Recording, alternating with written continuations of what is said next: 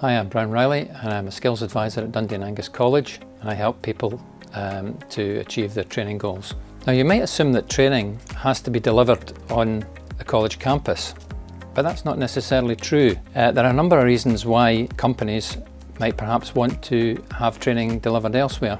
For example, some companies may want the training to be delivered on their own premises if that works for them. Or alternatively, if they're geographically spread across the region, then perhaps they might want to do the training online. We have a number of facilities at our various campuses to assist with training.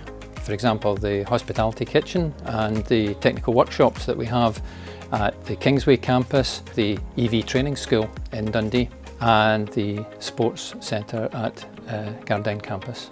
If you'd like to learn more about the facilities we offer, please get in touch with the business partnership team through the For Businesses section of the Dundee and Angus College website.